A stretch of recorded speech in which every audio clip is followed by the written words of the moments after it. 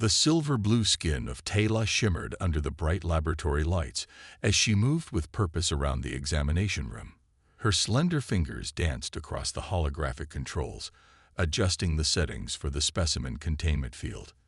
As chief xenobiologist of the Vosic Science Academy, she had examined countless alien species, but humans remained particularly fascinating to her.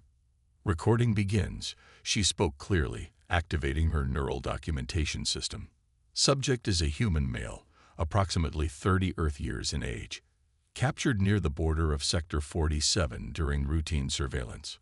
The containment field hummed softly as the human inside watched her with curious eyes. Unlike other specimens who typically displayed fear or aggression upon capture, this one maintained a calm demeanor that Taylor found unusual.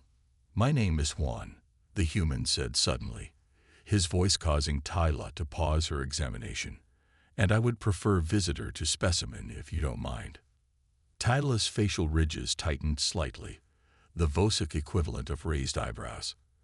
Most species required at least a basic translation period before communication was possible, yet this human spoke nearly perfect Standard Galactic.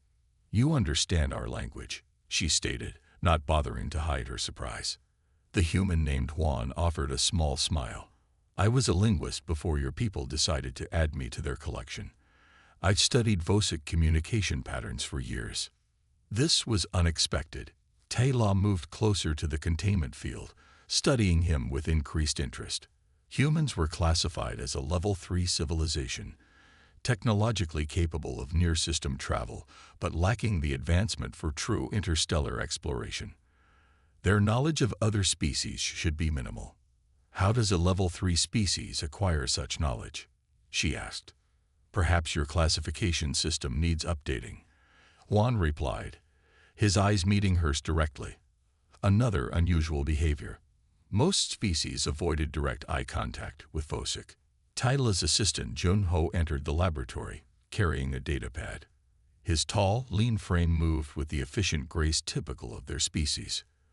"Director Taylor, the preliminary scans are complete," he announced, handing her the pad. "The subject shows unusual neural activity compared to previous human specimens." "I'm standing right here," Juan said. "I can hear you." Jun-Ho ignored the human, continuing his report. "High Command is particularly interested in this specimen. They believe he may have had contact with the resistance groups operating in Sector 47. "Resistance groups?" Juan asked. "You mean the human colonies that refuse to acknowledge Vosic authority over territories they've inhabited for generations?" This time, both Vosic scientists turned to look at the human. Such knowledge was not commonly available. "Your understanding of interstellar politics exceeds what we would expect from your species," Taylor observed. "This confirms you require special examination." For the first time, a flicker of concern crossed Juan's face. "Special examination sounds unpleasant." "It is merely thorough," Taylor replied. "Standard procedure for specimens of particular interest." "And if I were to object?" "Objection is irrelevant. You are under Vosic authority now." Taylor activated a sequence on her control panel that released a mild sedative gas into the containment field. Most species would succumb within seconds. To her surprise, Juan remained standing, seemingly unaffected. "Interesting," he said, looking around as the invisible gas circulated. "Is this supposed to do something?" Jun-Ho looked alarmed. "The sedative has no effect." "This is unprecedented." Taylor felt a strange sensation, a quickening in her thoracic cavity that her training identified as excitement. In 300 cycles of xenobiological research, she had never encountered such resistance to standard procedures. "Increase the concentration," she ordered. "That won't work either," Juan said calmly. "Human physiology is more adaptable than your databases suggest." As if to demonstrate his point, he sat down cross-legged on the floor of the containment field, assuming a meditation posture. "I suggest a different approach. Perhaps we could talk instead." Scientist to scientist. Taylor signaled Jun-Ho to stop the sedative flow. This human was proving to be an exceptional case. Her species valued knowledge above all else, and exceptional cases often led to new discoveries. "You claim to be a scientist?" she asked. "Linguistics, anthropology, xenobiology, though my focus has been theoretical until now." Juan gestured around the laboratory. "This is my first practical experience as the subject rather than the observer." Against her better judgment, Taylor found herself intrigued by his proposition. Standard protocols dictated immediate physical and neural examination, but the most profound discoveries often came from unexpected methodologies. "Very well," she decided. "We will talk. But understand that this does not change your status. You are still a specimen under study." "Of course," Juan agreed with another small smile, "though I hope to prove myself a valuable research partner rather than merely a subject." Junho leaned close to Tala, lowering his voice. "Director, this is highly irregular. High Command expects results," she interrupted. "They do not dictate methodology. This human's resistance to standard procedures already represents a significant finding." Turning back to Juan, she made a decision that would ultimately alter the course of her carefully ordered life. "You will be transferred to a more suitable observation chamber. There, we will begin a series of interviews to assess your knowledge and abilities." "I look forward to it," Juan responded. "I have many questions about Vosic society as well." As Tyla initiated the transfer protocols, she was unaware that this simple decision, to treat a human as worthy of intellectual engagement rather than merely biological study, would be the first step toward a profound transformation, not just in her understanding of humans, but in everything she believed about her own species, the universe, and herself. 30 days had passed since Juan's arrival on the research vessel. Taylor sat in her private quarters, reviewing the recordings of their latest session. The human's face filled her display screen as she replayed his words for the third time. "Emotional responses aren't weaknesses," Juan had argued. "They're sophisticated evolutionary tools. Fear triggers survival instincts. Curiosity drives discovery. Love ensures group cohesion and offspring protection." Tyla paused the recording, studying his animated expressions. Humans used their facial muscles to communicate in ways that Vosic had engineered away generations ago. Their species had deemed emotional displays inefficient and potentially dangerous to social harmony. Yet she could not deny the effectiveness of Juan's communication style. In just 30 days, he had learned more about Vosic physiology than she had revealed about humans in their sessions. His questions were insightful, often causing her to reconsider long-held assumptions. A soft chime interrupted her thoughts. The ship's alert system activated, filling her room with pulsing blue light. "Warning. Quantum drive instability detected. All research personnel report to designated safety zones." Tyla quickly saved her work and headed toward the corridor.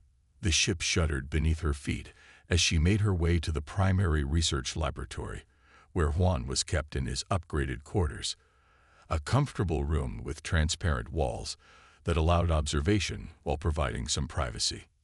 When she arrived, she found the laboratory in chaos. Several of her colleagues were frantically working at control stations while alarms blared throughout the section. "What is the situation?" she demanded. Junho looked up from his station, his normally composed features showing strain. "The quantum drive is experiencing cascade failures. Engineering cannot stabilize it remotely. If it continues, 3 decks will lose containment." Through the transparent wall, Tyla could see Juan watching the commotion with intense focus. He gestured to get her attention. "Let me help," he called out, his voice slightly muffled by the barrier. "This is Vosic technology," Junho responded dismissively. "What could a human possibly contribute?" Another violent shudder ran through the ship. The lights flickered, and several systems briefly went offline before emergency power engaged. "Director," one of the junior scientists called out. "Engineering reports they have 8 minutes before catastrophic failure." Tyla made a quick decision. Release the containment field around the human's quarters. Junho looked alarmed. "Director, protocols clearly state. Override. Code Tyla Alpha 7. She turned toward Juan's quarters as the transparent barrier became permeable. You claim to have insights. We have 7 minutes and 40 seconds. Juan stepped through immediately. Show me your quantum drive schematics. Tyla nodded to one of her team, who reluctantly displayed the technical diagrams on the main view screen. The problem isn't in the drive itself, Juan said after studying the schematics for mere seconds. It's in your sensor array. Look here. He pointed to a section of the diagram. Your sensors are detecting a phantom instability and triggering automated corrections, which are creating actual instabilities. The Vosic scientists stared at him. Such quick analysis should have been impossible for a human without extensive training in their technology. How could you possibly know that? Junho asked. Pattern recognition. Juan replied simply. Humans are good at seeing relationships that pure logic might miss. The fluctuation intervals follow a recursive sequence typical of feedback loops, not genuine system failures. Another, stronger tremor shook the laboratory. Time was running out. What do you suggest? Tyla asked, ignoring the shocked expressions of her team. Disable the primary sensor array for 30 seconds, then reboot with basic parameters only. It will break the feedback loop. The suggestion went against every Vosic safety protocol. Disabling sensors during a crisis was considered the height of irrationality. Director, we cannot. Junho began. Do it, Tyla ordered. 10 seconds passed as commands were entered. The ship's trembling intensified, then suddenly ceased. The alert lights stopped flashing, and the regular lighting returned. On the status displays, the quantum drive readings stabilized. Engineering reports normal function restored. A junior scientist announced, their voice containing a hint of disbelief, an emotional response that would typically be reprimanded in Vosic society. All eyes turned to Juan, who simply shrugged.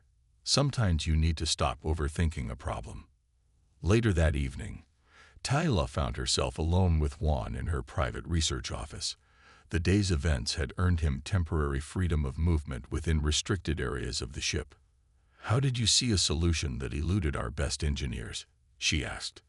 Juan considered her question. Your species values logic and efficiency above all else. But the universe isn't always logical or efficient. Sometimes chaos creates patterns that only reveal themselves when viewed through a different lens. A lens of emotion. Tyla asked skeptically. Of intuition, he corrected. The space between pure logic and raw emotion. Tyla experienced a strange sensation in her chest, a tightness that her medical training couldn't immediately identify.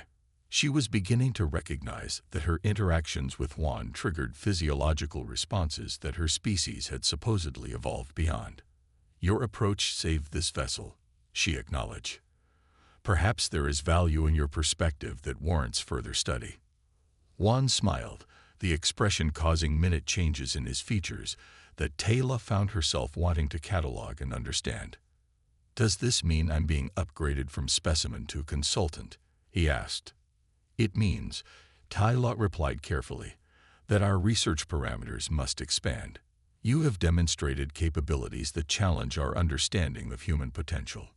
What she didn't say, what she couldn't yet articulate even to herself, was that these sessions had begun to change her as well. Small emotional responses were emerging within her that should have been genetically suppressed. When Juan spoke, she found herself focusing not just on his words, but on the way he expressed them. When he looked at her, something unnamed stirred beneath her carefully constructed scientific objectivity. As Juan left her office under escort, Tyla realized with sudden clarity that she was no longer merely studying the human specimen. She was connecting with him, a development that would be considered dangerous by her superiors and revolutionary by her own emerging emotions. The medical scanner hummed softly as it passed over Tyla's slender frame. She lay perfectly still, her silver-blue skin reflecting the soft green light of the device. This was her third self-examination in as many days, conducted in secret during the ship's rest cycle when the medical bay was deserted. Analysis complete, the computer announced. The results appeared on the screen above her, and Tayla sat up slowly, her eyes fixed on the display. The data confirmed what she had suspected for nearly 2 weeks now. What should have been biologically impossible was happening within her body. A new life form, a hybrid of Vosic and human genetic material, was developing in her reproductive system. 3 months had passed since Juan had been integrated into the research team. His status had evolved from specimen to consultant following the quantum drive incident. His insights had proven valuable across multiple research projects, and Tayla had assigned herself as his primary liaison. Their work together had gradually shifted from formal research sessions to collaborative discussions. Sometimes they worked late into the night, discussing the differences and surprising similarities between their species. Sometimes their hands touched as they examined the same specimen or adjusted the same control panel. And now, impossibility had become reality. Tayla quickly erased all records of her scan from the system. She had studied enough Vosic history to know how her society would respond to her condition. The Vosic had engineered their genetics for over 50,000 years to eliminate what they considered evolutionary weaknesses. Genetic purity was not merely valued, it was mandated. A hybrid child would be seen as contamination, herself as defective, Juan as a threat. Tayla returned to her quarters, her mind calculating possibilities and risks with the precision her species was known for. Yet beneath the logical analysis, new emotions swirled: fear, wonder, and something else she couldn't quite name. She found Juan waiting outside her door, his face showing concern. As part of his consultant status, he had been given limited access to certain areas of the ship, including the corridor near her quarters. "You missed our scheduled session," he said softly. "That's not like you." Tayla glanced quickly down the corridor, ensuring they were alone. "We need to talk." Inside. Once the door closed behind them, Tayla activated the privacy field that would prevent surveillance. Such actions were rare among Vosic, who valued transparency in all scientific matters. Privacy suggested secrets, and secrets suggested emotional attachments. "Something's happened," Juan observed, studying her face. In their months together, he had become adept at reading even the subtle expressions Vosic allowed themselves. "Something that should be scientifically impossible," Tayla confirmed. She took a deep breath, an unnecessary action for Vosic physiology that she had unconsciously adopted from watching him. "I am carrying a child. Our child." Juan's eyes widened, and he sat down abruptly on the edge of her workstation. "That's, our species shouldn't be compatible. The genetic structures are too different." "Yet it has happened," Tayla said, her voice steady despite the turmoil within. "The scans confirm it. The embryo shows characteristics of both species, with adaptive genetic sequences I've never seen before." Juan ran his hand through his hair, another human gesture Tayla had catalogued over their months together. "What will your people do when they find out?" Tayla turned away, moving to the small viewport that showed the endless expanse of space. Vosic history is not kind to genetic anomalies. In ancient times, before we achieved our current level of advancement, variations from the approved genetic structure were eliminated. "You mean the children were killed," Juan said, his voice hardening. "Modern methods are more clinical," Tayla replied.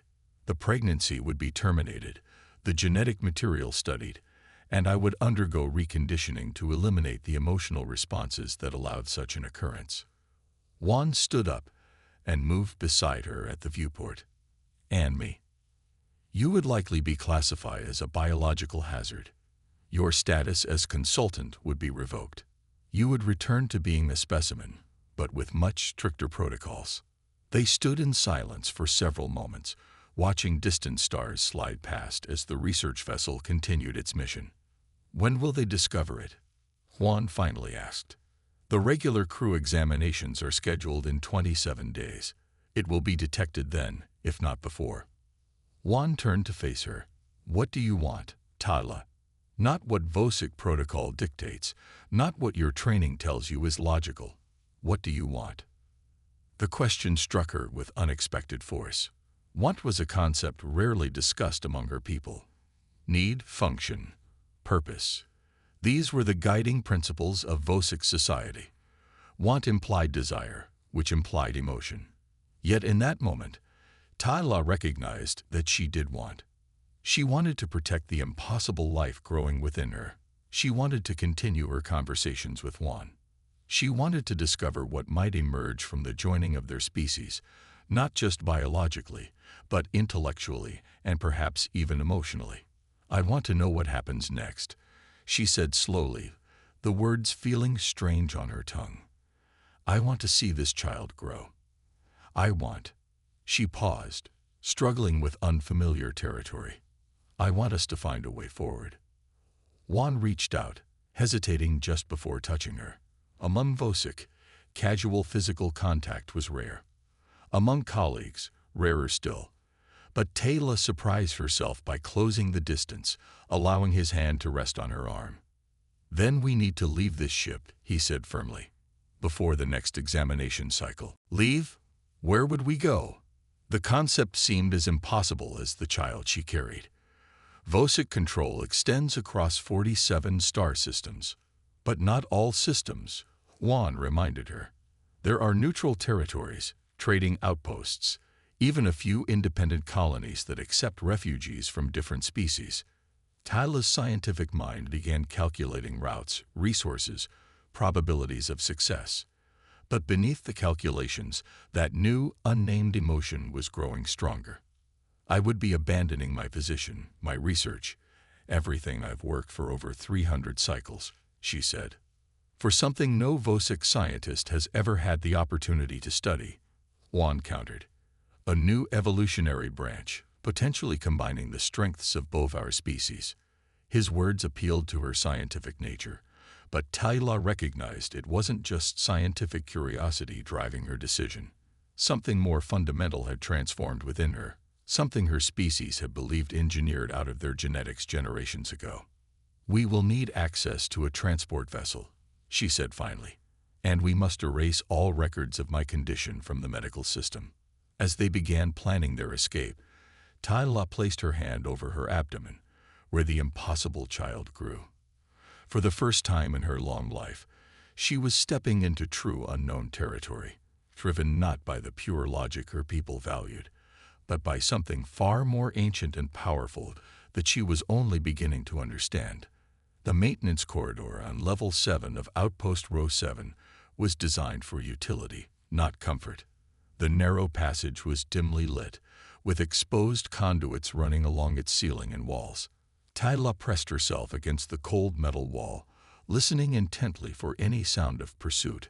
Her silver-blue skin, once a source of pride that marked her as a pure-blooded Vosic, now made her easy to spot in the shadows. Beside her, Juan checked the small data pad he had reprogrammed to track security patrols. His face was tense with concentration, but his movements remained calm and deliberate. "The next patrol passes in 6 minutes," he whispered.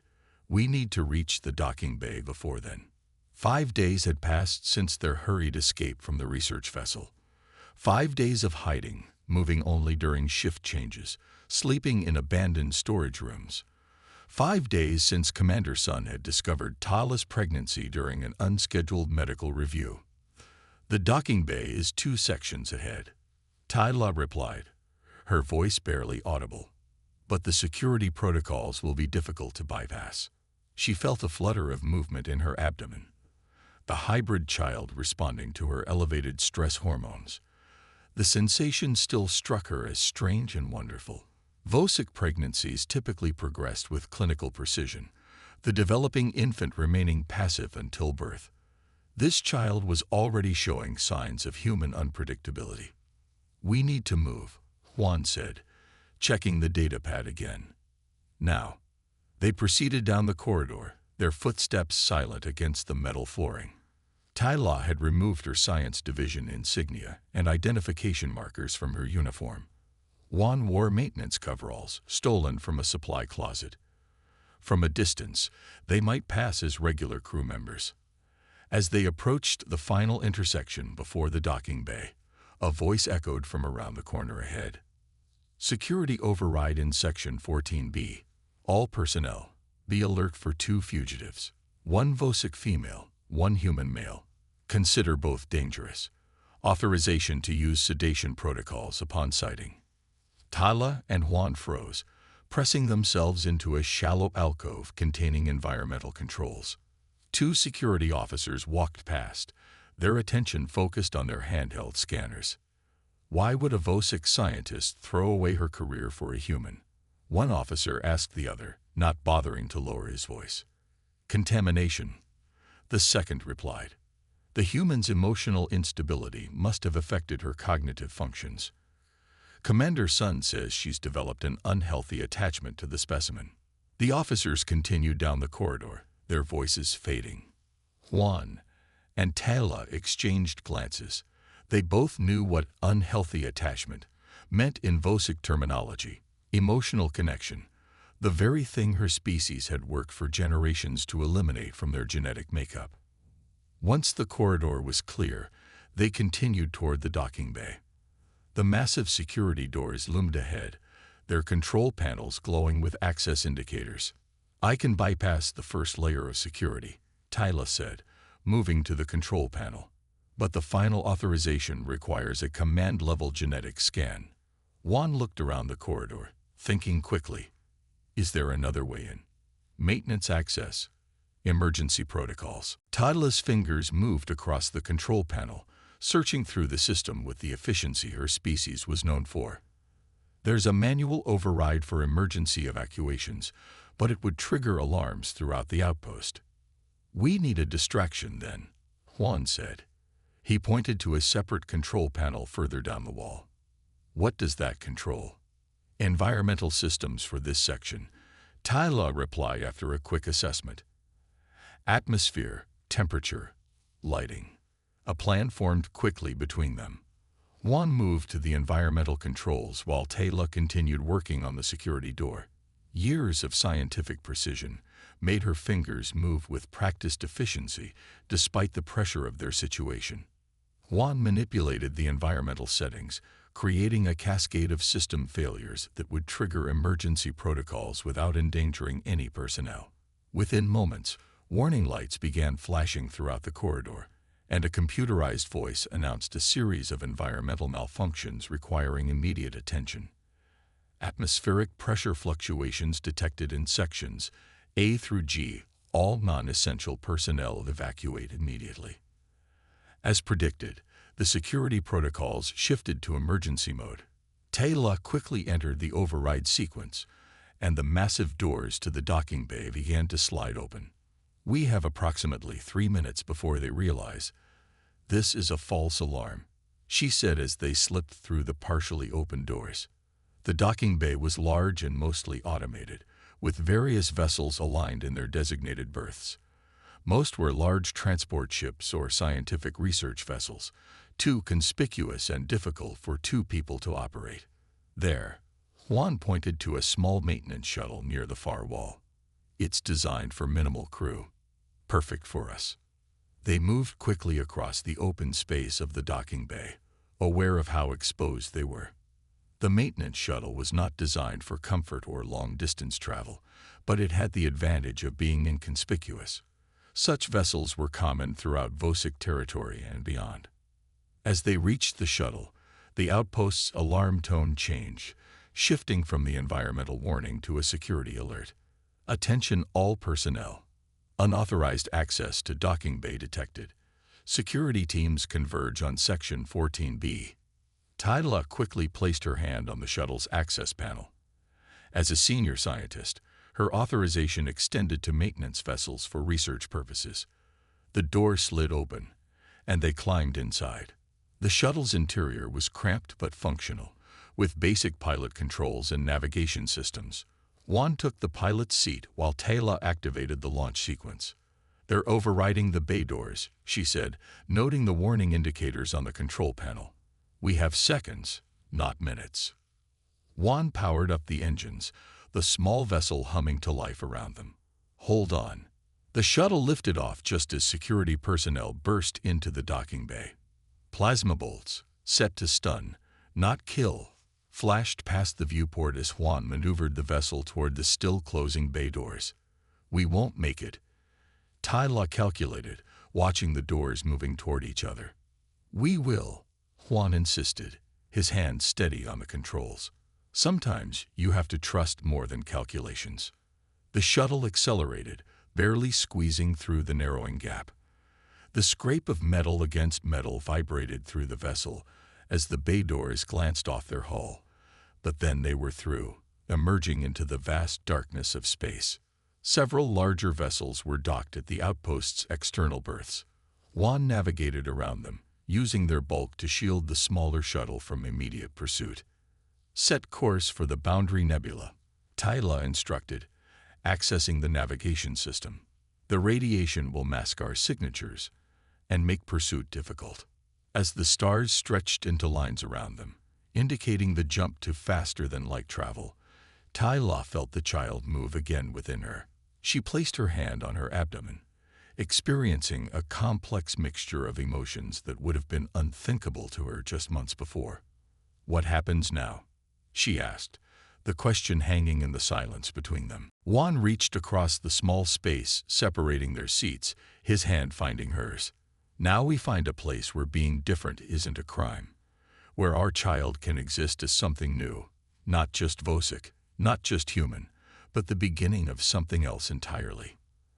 As the shuttle carried them deeper into the nebula, away from everything familiar, Tyla recognized that she had become as much of a hybrid as the child she carried, no longer purely logical, no longer denying the emotions that now guided her choices. It was frightening, exhilarating, and completely contrary to everything she had been taught about her species' superiority. And yet she could not imagine choosing differently. The mining colony of New Prospect existed in a state of perpetual dust and opportunity. Located on an unremarkable moon in a system too distant to be valuable to either human or Vosic territories, it had become a haven for those who existed between worlds. Its settlement consisted of simple prefabricated structures and repurposed ship components, forming a patchwork community beneath the purple-tinged sky.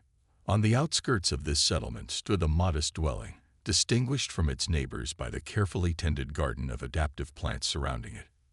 These plants, a unique hybrid of earth and Vosic flora, symbolize the extraordinary family that called this place home. Tyla sat on a simple wooden bench in this garden, her silver-blue skin contrasting with the earthy tones around her. 4 years had passed since their escape from Outpost Row 7. 4 years of building a new life far from the rigid structures of Vosic society. "Jin, not too far," Juan called out as a small figure darted between the tall, swaying plants at the garden's edge. Their daughter turned at the sound of her father's voice, her laughter carrying on the warm breeze. Jin was unlike any being in known space, her skin a pale blue with subtle patterns that shifted with her emotions, her eyes large and expressive like her human father's, her movements possessing both the precision of Vosic physiology and the spontaneity of human children. "I found another one," Jin exclaimed, holding up a small crystal formation that caught the light of the system's distant sun. At 4 years old, she already showed remarkable intelligence combined with a curiosity that sometimes troubled Tyla's still partially Vosic sensibilities. "Bring it here," Tyla said, extending her hand. "Let's examine it together." Jin bounded over, her movements fluid in a way neither human nor Vosic children moved.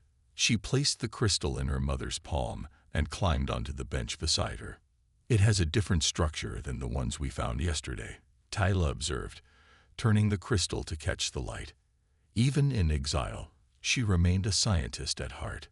"See how the lattice formation differs."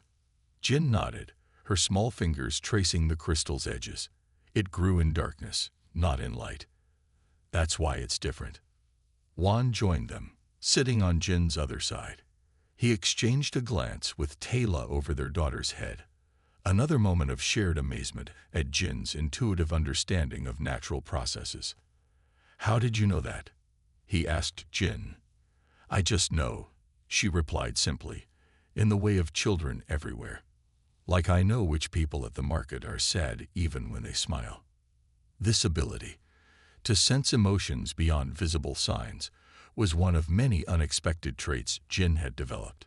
Tyla had been documenting these abilities meticulously, encoding her observations in a secure data crystal that she transmitted periodically to a small network of progressive scientists from both species.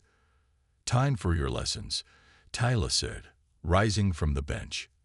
Education was one area where she maintained Vosic discipline, believing structure important for Jin's developing mind.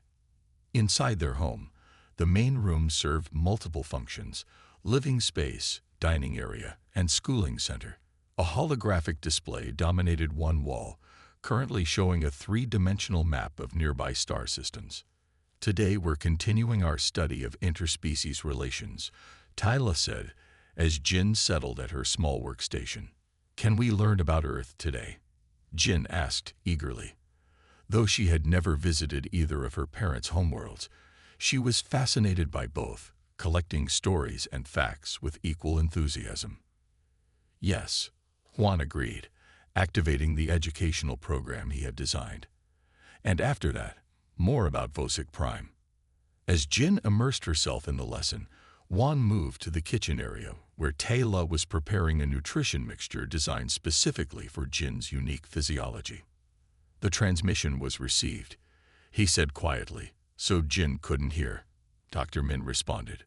"She thinks Jin's cognitive development might be the key to solving the neurological degradation affecting human colonies in high radiation zones." Tayla nodded, her movements precise as she measured compounds. "And Professor Kyo, he believes the adaptive genetic sequences you identified could help address the declining birth rates among Vosic outer colonies." They shared a moment of silent understanding.